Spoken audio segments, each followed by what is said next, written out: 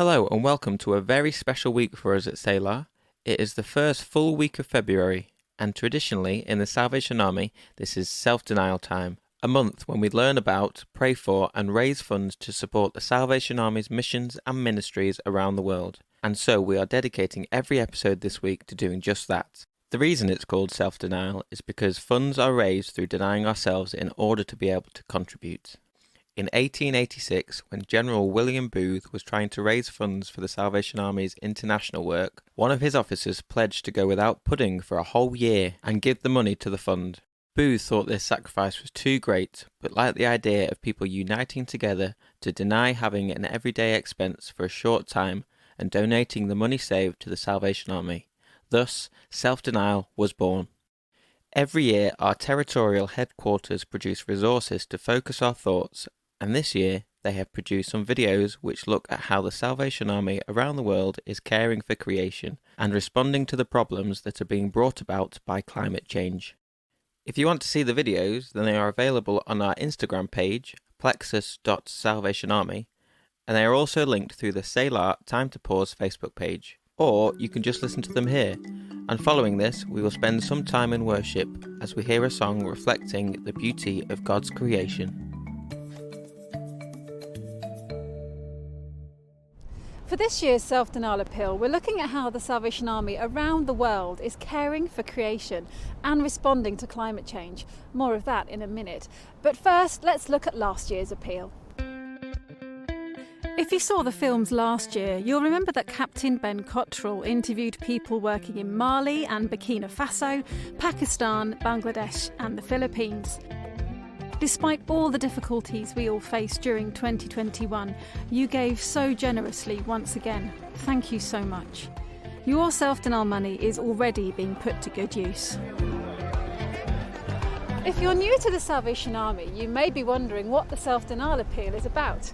The idea is you go without something for a week or even a month, that's the self-denial bit, and the money you save or the money you decide to give supports the Salvation Army's work around the world. And it's not just something we do here in the UK. Nearly every Salvation Army corps in the world gets involved. So wherever you are joining with Salvationists who are doing the same thing. The money is redistributed by international headquarters to the places that need it most. Some of the self-denial money you raised goes to our mission partners, but quite a lot goes to other mission support work all over the globe. It funds the essential background things so that Salvation Army staff and volunteers can get on and do what they're good at. Today I've escaped the city to the beautiful Essex coast.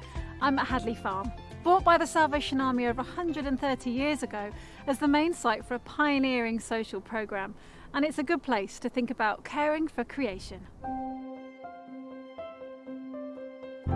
These days they run a whole range of fantastic projects here, including a training centre for adults with additional support needs, a rare breed centre and tea rooms, as well as a working farm. Well worth a visit if you get the chance. In William Booth's day, people from the city slums had the chance to find new skills and employment away from the desperate poverty of the East End. The work here also represented a commitment to sustaining the earth and stewardship of the environment. William Booth once said, God didn't put Adam and Eve into a factory, he put them into a garden. At the time Hadley Farm was being developed, the Salvation Army was also setting up waste paper depots across the country to recycle paper, providing employment for people who'd been homeless and destitute, and raising charitable funds for the Salvation Army's social work. So, while caring for our environment is nothing new, fast forward 130 years and we're all much more aware of the need to look after our planet. In fact, caring for creation is one of the mission priorities of the Salvation Army in the UK and Ireland.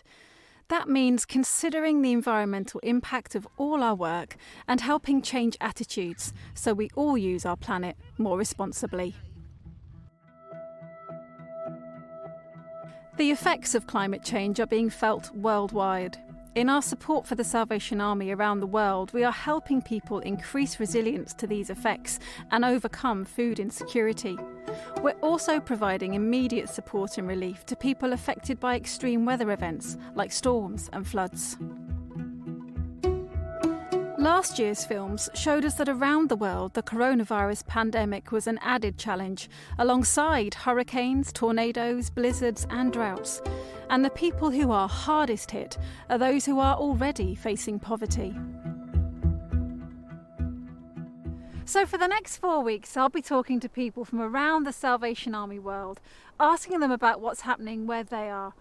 I'll be talking to them about caring for creation and the impact of climate change.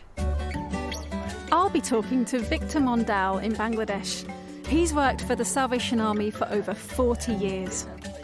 I'll be talking to Colonel Yusak Tampi, the territorial commander in Indonesia, a country which has had its fair share of natural disasters. I'll be talking to Major Lorraine Medina in Costa Rica. Costa Rica is a division of the Latin America North Territory.